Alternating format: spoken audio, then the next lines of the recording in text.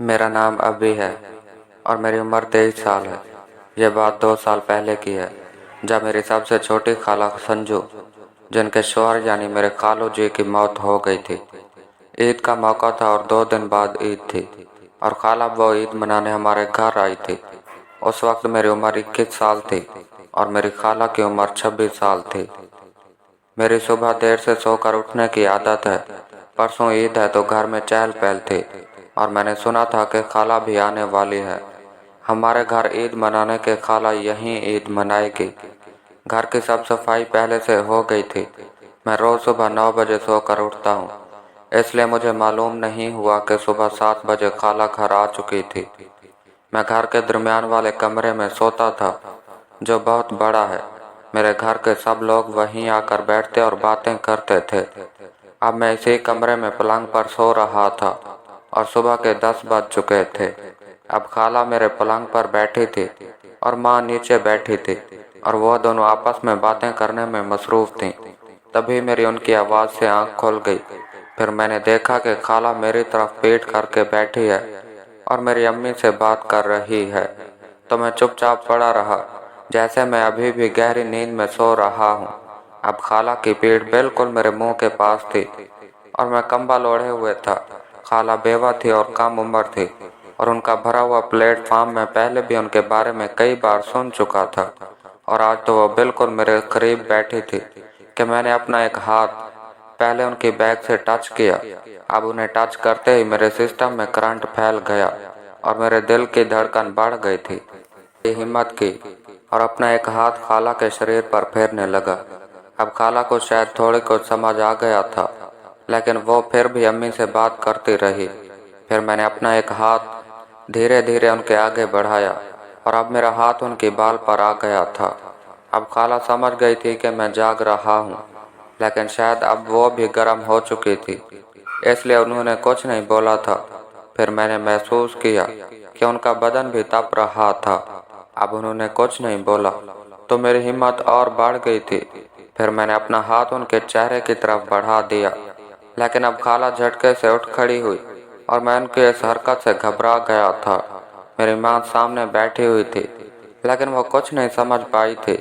फिर कुछ देर तक मैं ऐसे ही नींद का बहाना करके पड़ा रहा और कुछ देर के बाद मैंने सोचा कि अम्मी सामने थी और ये हरकत वो देख लेती, इसलिए खाला वहाँ से हट गई थी।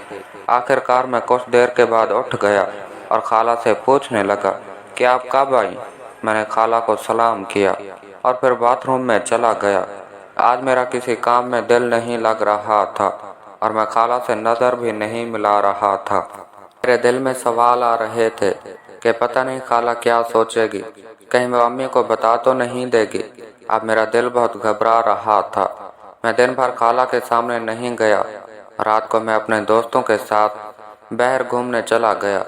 रात को देर से घर आया तो देखा मेरे कमरे में सब खाना खा रहे थे और मेरे पलंग के साथ फर्श पर 2 और बिस्तर लगे हुए थे। अब मैं समझ गया था कि शायद यहाँ अम्मी और खाला सोएंगी।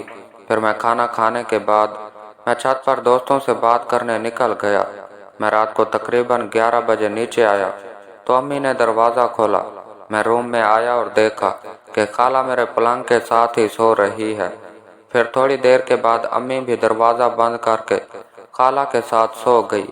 अब मेरी आंखों से तो जैसे नींद खत्म हो गई थी और मुझे करवटें बदलते बदलते रात के 1 बज गए थे के बारे में ख्याल आ रहे थे और ये सब सोच सोच कर मेरे दिल की धड़कन बहुत ज्यादा बढ़ गई थी और अब तो मैं खुद पर काबू नहीं कर पा रहा था।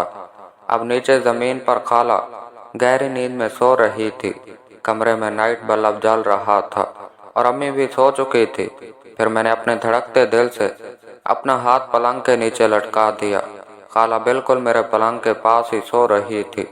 फिर मैंने धीरे से अपना एक हाथ उनके पैर पर टच किया और कुछ देर तक अपना हाथ उनके पैरों पर ही रहने दिया। फिर खाला की तरफ से कोई हरकत ना देखकर मैं अपना हाथ आहिस्ता आहिस्ता ऊपर सरकाने लगा। अब मेरा हाथ खाला की उस पर था। फिर मैं कुछ देर तक रुका और उनकी प्लेटफॉर्म पर अपना हाथ रख दिया। अब मैंने खाला की मशीन में गर्मी महसूस की थी और मैं समझ गया था कि खाला गर्म हो गई है। खतरा नहीं है। फिर मैंने अपना एक हाथ उनके बगल से सरकाते हुए उनके चेहरे की तरफ ले गया और थोड़ा रुकते रुकते उनके शरीर पर अपना हाथ फेरने लगा। खाला का मुंह दूसरी तरफ था। उन्होंने अचानक करवट बदली और मेरी तरफ मुंह करके लेट गई। अब उनकी इस हरकत से मैं पहले तो घबरा गया था और मैंने फौरन अपना हाथ ऊपर खींच लिया। थोड़ी देर बाद मैंने अपना हाथ फिर से नीचे लटकाकर उनके ऊपर रख दिया। खाला का बदन बहुत गर्म हो रहा था, शायद उनको बुखार लग गया था। फिर मैं अपना हाथ सरकाकर उनके बिस्तर पर ले गया और आहिस्ता आहिस्ता उनके बड़े माल्टों को सहलाने लगा। फिर मैंने अचानक से मेरे हाथ के ऊपर खाला का हाथ महसूस किया। अब उन्होंने मेरा हाथ जो उनके शरीर पर रखा हुआ था जोर से दबा दिया था। मैं समझ गया था कि अब लाइन साफ है। मैं जोर जोर से उनके सहलाने लगा, लेकिन मैं पलंग पर था और खाला नीचे थी, इसलिए मुझे परेशानी हो रही थी और साथ अम्मी भी सो रही थी, जिसकी वजह से मुझे डर लग रहा था। अब खाला के मुंह से कुछ अलग निकल रही थी और वो बहुत गर्म हो गई थी।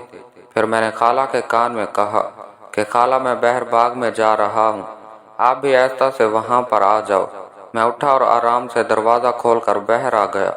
हमारे बाग के चारों तरफ दीवार मिली है और इस वक्त बाग में अंधेरा भी था। मैं वहाँ खड़े खाला का इंतजार कर रहा था। फिर थोड़ी देर के बाद खाला भी वहाँ पर आ गई लगी कि अब तो ज्यादा रात हो गई है और उनकी सांसें भी जोर जोर से चल रही थी। खाला ने अपने हाथ से मेरे एक हाथ को पकड़ लिया। अब खाला की गोरी गोरी भरी पूरी आंखों को देखकर मैं पागल हो गया और उसको प्यार करने लगा। खाला की हालत अब ज्यादा खराब हो गई थी और वो मुझे जोर जोर से अपनी तरफ खींचने लगी थी और बोली, जल्दी सुकून दो मुझे। और फिर मैं उसे सुकून देने लगा। कुछ देर के बाद हम उठे और अपने कपड़े ठीक करके वैसे ही अंदर जाकर सो गए। अब घर में किसी को कुछ नहीं मालूम हुआ कि रात को क्या हुआ था। खाला एक माह तक हमारे घर में रही और जब भी हमें मौका मिलता हम एक दूसरे को सुकून देते। खाला भी बहुत अच्छी थी, वो कोई मौका नहीं छोड़ती थी। अगर कहानी अच्छी लगी हो तो चैनल को सब्सक्राइब कीजिए और बेल आइकन को क्लिक कीजिए ताकि हमारी नई कहानी आपको आसानी से मिल सके। शुक्रिया।